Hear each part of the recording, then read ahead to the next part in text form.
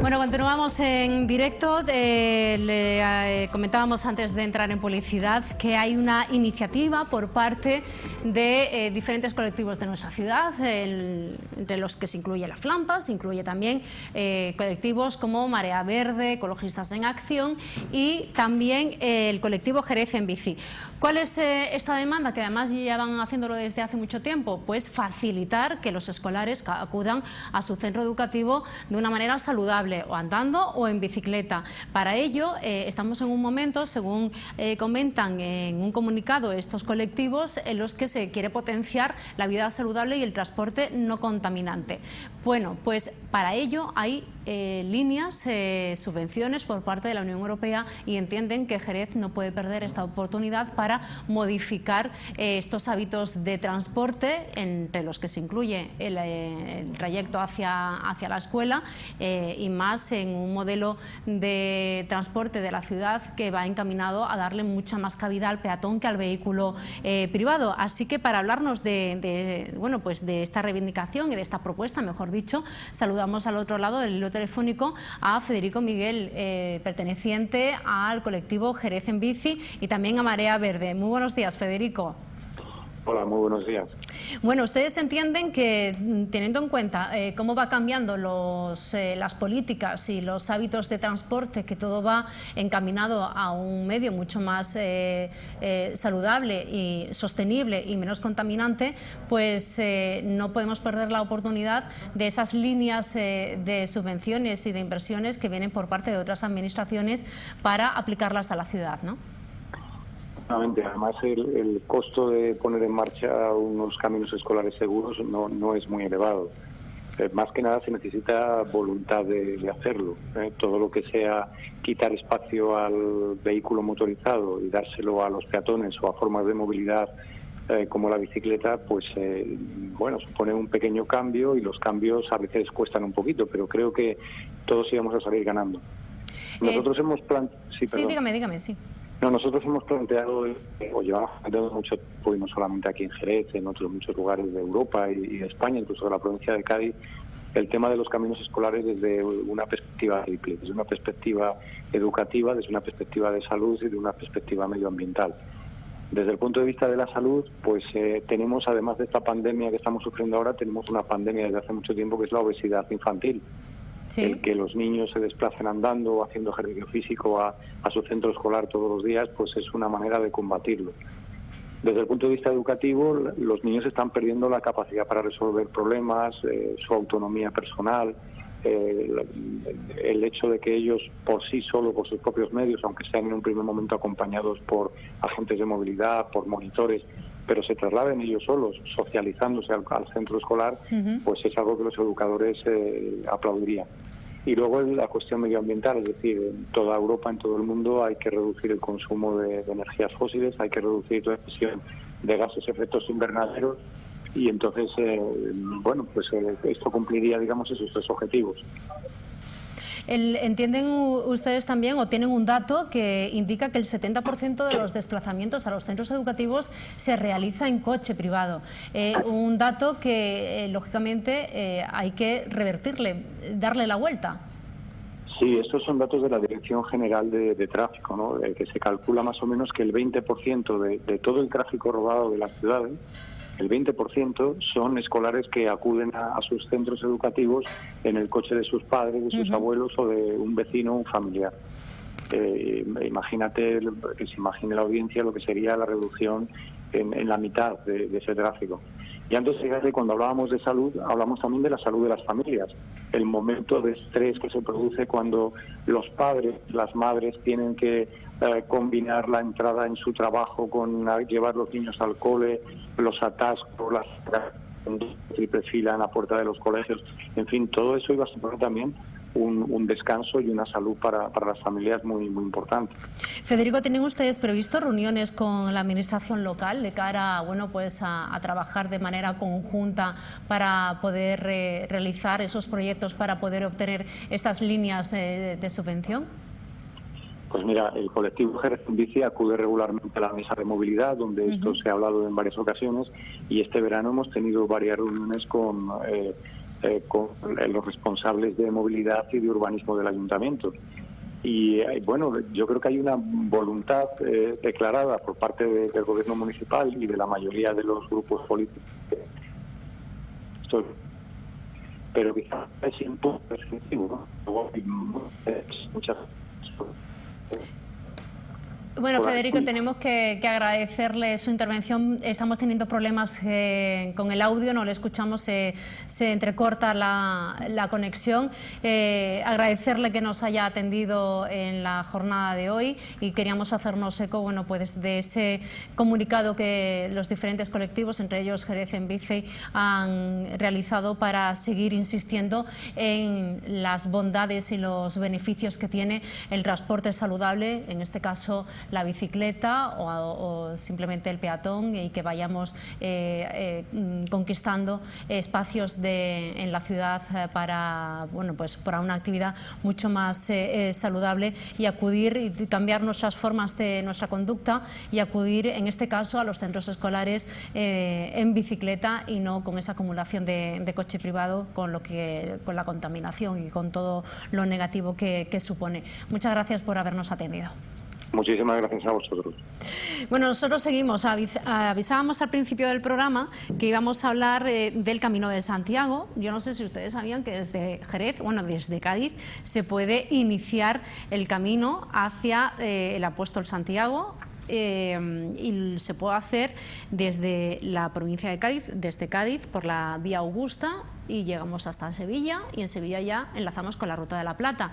¿Qué pasa? Pues que esa ruta pasa por Jerez, y vamos a hablar con una asociación que ya nació hace un par de años, si no más, ahora si no Carlos, su presidente, me corregirá, que es la Asociación Jacobea de Jerez, Xeris, que desde hace pues todo este tiempo está realizando, llevando a cabo iniciativas, han organizado exposiciones, jornadas para potenciar bueno, todas las bondades que tiene el Camino de Santiago, que son muchas, no únicamente la religiosa, y bueno, y lo bueno que sería para la provincia, y en este caso para Jerez, que la ruta Augusta pase y esté debidamente señalizada en nuestra ciudad. Saludamos ya tranquilamente a Carlos Perdigones. Carlos, bienvenido, buenos días. Buenos días. Bueno, que hemos tenido aquí un poco de... Porque ustedes en casa no lo han visto, pero estábamos aquí colocando las cosas en silencio, ahí como podíamos, y ya pues podemos hablar tranquilamente de la labor que realiza la Asociación Jacobea y bueno, cuáles son los objetivos que tienen ustedes. El principal es la señalización, la señalítica de la provincia y también en nuestra ciudad, y potenciar esta ruta del Camino de Santiago. Bueno, objetivos son los generales que suelen tener todas las asociaciones jacobeas de amigos del Camino de Santiago, es decir, la atención al peregrino, antes que nada, dar a conocer lógicamente los caminos, lo que es la hospitalidad, es decir, atenderlo, aunque aún aquí no tengamos albergue, sino es menos cierto de que cuando sabemos que viene algún peregrino y trae alguna dificultad, como han sido los casos, pues buscarle la manera de poderle ayudar.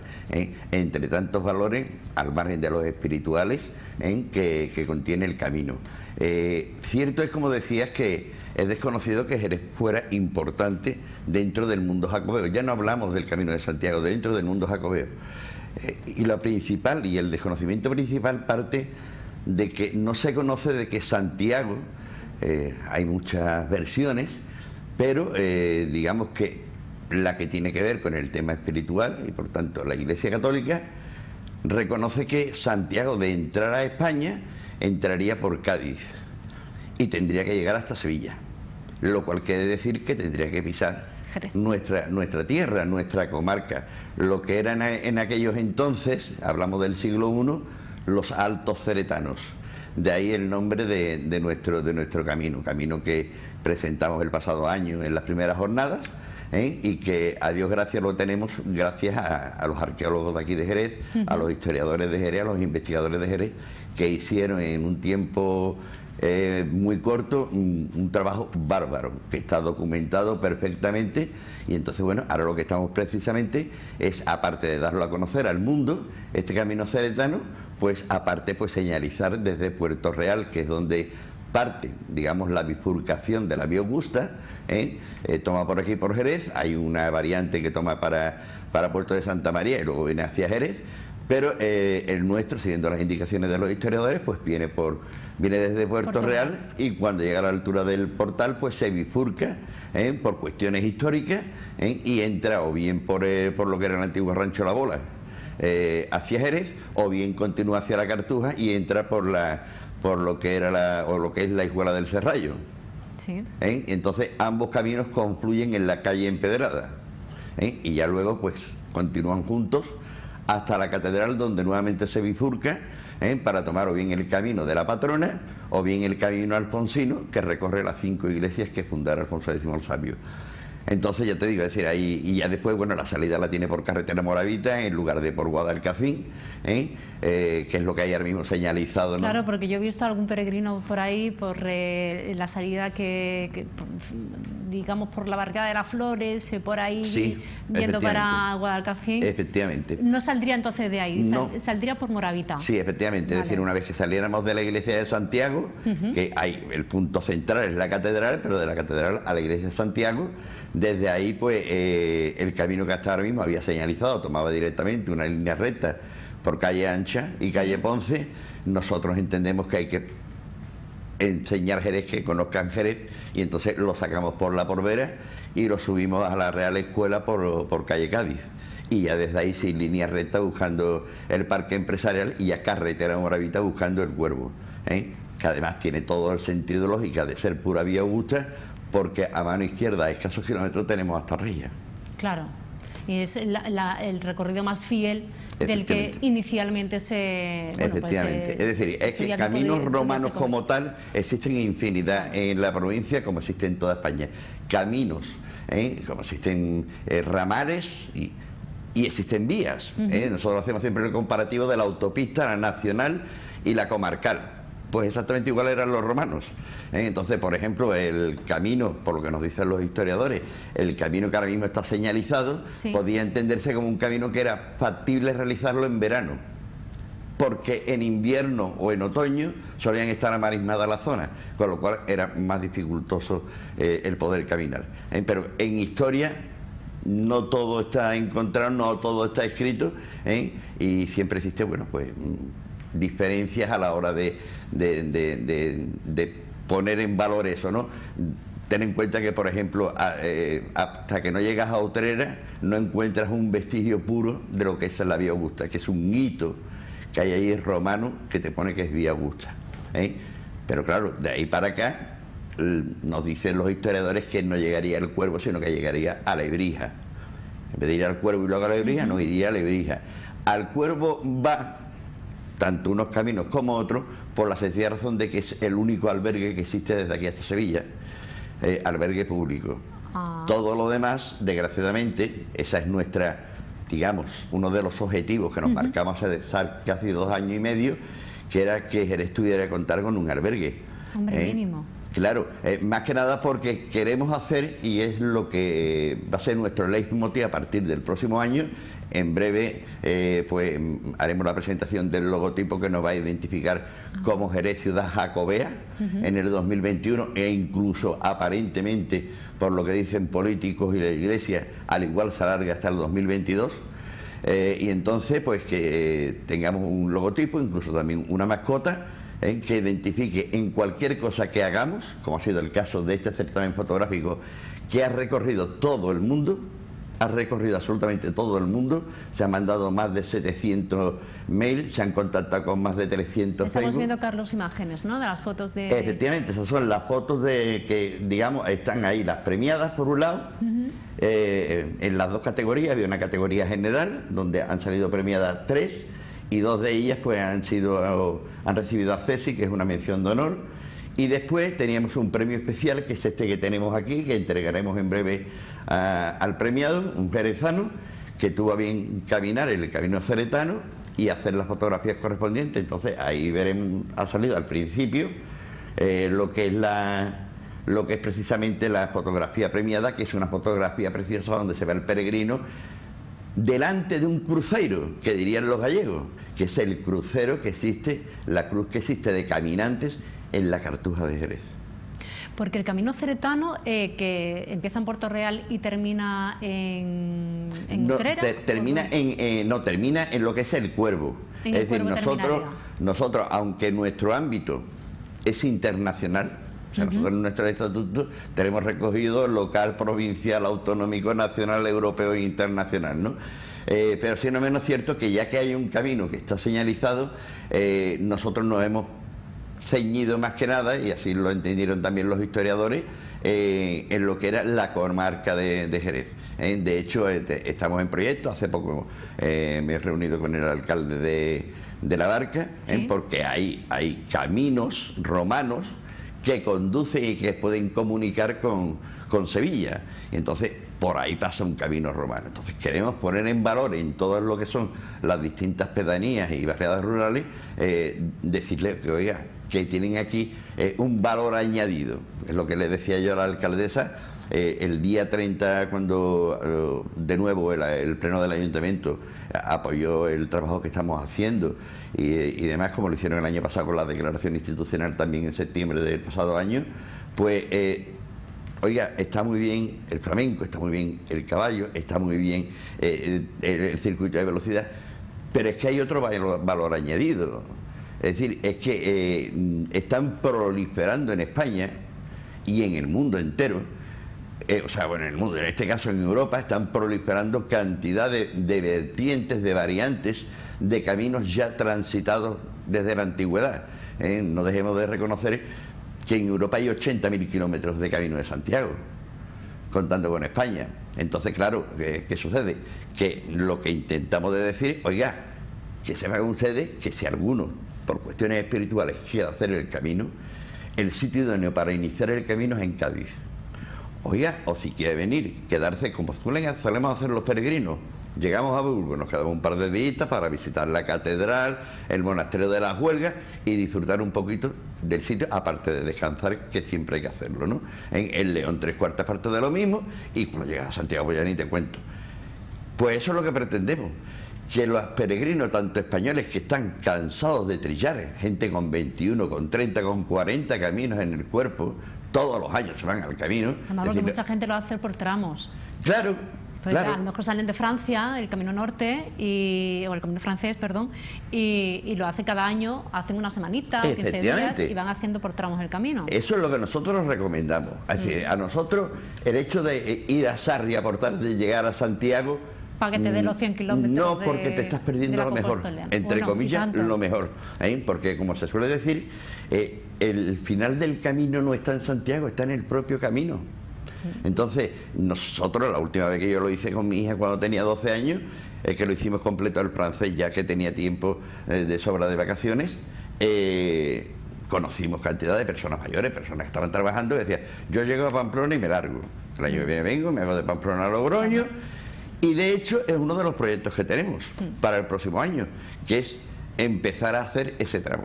Pero antes queremos terminar de hacer la Vía Augusta. Y una cosa muy importante que además en el pleno salió, entre las propuestas que se hicieron, las propuestas eran lo que era el adecentamiento del camino ceretano, lo que era la señalética del camino ceretano. Que nos ha traído una muestra, ¿no?, de lo que podría ser la señalética que se colocaría en Jerez, ¿no?, con las aguas. Estas ya se están colocando. Se están colocando ya. Sí, esta ya, el primer sitio donde se colocó, por una lógica también histórica, fue en la ermita del Cristo de la Aspiración, en la ermita de San Telmo. Se colocó el día 25 de julio, que además de ser el día de Santiago, era el día de nuestro aniversario fundacional, y fue donde primero se colocó. Después se señalizó ya así con pintura, porque nosotros para la ciudad tenemos claro que van a hacer los azulejos. Los azulejos. O sea, nosotros no vamos a ensuciar la ciudad porque, entre otras cosas, a la hora de darnos de alta y registrarnos en el Ministerio del Interior, parece que nos leyó el pensamiento y estamos registrados como Asociación de Defensa del Patrimonio. Y es lo que pretendemos, decirle a todos aquellos que no conocen Jerez, en este tema, decirle, oiga, es que aquí hay cantidad de cosas donde poder disfrutar, donde poder conocer y por donde pasa. Y tiene usted, o sea, es que va a pasar usted por iglesias, es que va a pasar usted por un museo, es que va a pasar usted por bodegas. O sea, que digan, leñe. O sea, es que hemos tenido aquí peregrinos que cuando lo hemos tratado y lo hemos atendido, nos han dicho: yo para mí que Jerez tendría 20, 30.000 habitantes. Digo, no, mira, dos cuestiones, te equivocas. Tenemos más de 200.000 por una sencilla razón, porque no somos ciudad, somos comarca, ¿eh? Quinta ciudad de España, ¿eh? Y si cabe más grande en superficie que algunos países de Europa, ¿eh? Entonces, eso yo creo que incluso hasta muchos jerezanos lo desconocen. Entonces, sabemos que hay muchos peregrinos que hacen el camino desde aquí, desde Jerez, sí, que han hecho la Vía de la Plata en bicicleta, andando y demás, ¿eh? Y lo que queremos es hacer una asociación fuerte, ¿eh? Porque sabemos que así también vamos digamos, a plantar una semilla que más tarde o más temprano dará sus frutos. Pero sí es menos cierto que para eso nos hace falta que tengan un sitio donde alojarse. Porque si no, ¿cómo lo vamos a traer aquí? Sí, porque estamos hablando de un albergue, sí, mínimo que, sí, pueda haber, al menos que del tramo, bueno, de Cádiz aquí hay un montón de kilómetros, algunos pararán antes, pero de Puerto Real aquí, al Cuervo, que es el único sitio donde tiene el albergue, que puedan hacer noche aquí. Claro, aquí hasta ahora los que han venido, le hemos buscado nosotros alojamiento, algún que otro ha salido gratuito, una pareja que venía de fuera, se puso en contacto con nosotros: mira, que queremos iniciar el camino y vamos a empezarlo desde Sevilla, pero hemos decidido, sabiendo que había un camino que salía pasaba por Jerez, queríamos salir desde Jerez. ¿Tú nos puedes preparar el tema de aquí a Sevilla? Le preparamos toda la ruta, les dijimos qué es lo que había a nivel de precio, pero aquí en Jerez se quedaron gratuitamente, porque tuvo bien un hostal, cuando nos pusimos en contacto con ellos, decir: para 6, 7 horas que van a estar aquí, les voy a cobrar. Ándame, si tengo las habitaciones vacías. Ah, pues mira qué bien. Entonces, ese es el espíritu del Camino de Santiago, efectivamente. Que no es solamente hacer la ruta, que ese es el espíritu del Camino de Santiago. Efectivamente. Esa mentalidad. Claro, ¿no? Además, mira, el que la ha hecho, y sobre todo cuando lo hace fuera de fecha, sí, siempre se suele decir que de marzo a agosto no te metes en el camino. De ahí la proliferación de albergues privados que hay. Pero cuando te metes en septiembre, como las veces que lo he podido hacer con mis hijas, te encuentras el camino tan tranquilo, tan vacío, que ahí es donde tú tienes el contacto humano con las personas de cada aldea, donde incluso te invitan a comer. O sea, es que son unas experiencias que yo tengo que decir que yo recomiendo siempre a todo el mundo a que haga el Camino de Santiago, que haga un tramo, que no lo haga desde cerca de Santiago, sino que se vaya mucho más atrás y descubrirá cosas que en su vida se hubiese imaginado que hubiesen pasado. Carlos, tengo que finalizar. Tan solo decirte una cosa, yo se lo recomiendo entre otras cosas porque en este mundo de tanto ruido, de tanta problemática y más ahora con el tema del COVID y demás, van a ver que es una experiencia, que se van a liberar, que el camino tiene 4 tramos que son los 4 tramos de la vida, en que tú sales de Saint-Jean-de-Pierre y tú eres un niño, porque todo lo ves verde, todo lo ves bonito, que te metes luego en los llanos de Castilla y León y ya eres el joven con la problemática y demás, que luego empiezas a meterte en el Bierzo y empiezas otra vez a ver como adulto las lindezas de la vida. Y ya cuando te metes en Galicia, ¿para qué te voy a contar?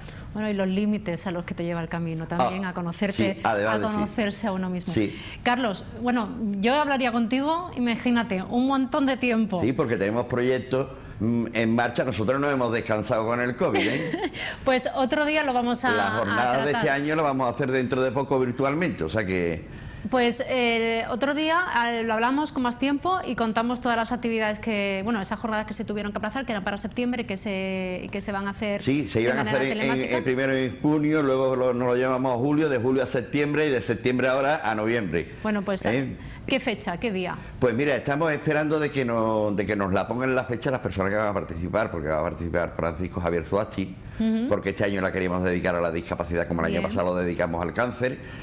Va a participar el presidente del Círculo Chileno de Amigos del Camino de Santiago para hablarnos de los peregrinos que vienen desde más allá del charco, y nos va a intervenir también la presidenta de la Asociación de Amigos del Camino de Santiago de Almería y Granada, que es el Camino Mozárabe, y nos va a hablar de los 2 caminos mozárabes que existen aquí, que es el que sale de Almería y el que sale de Málaga.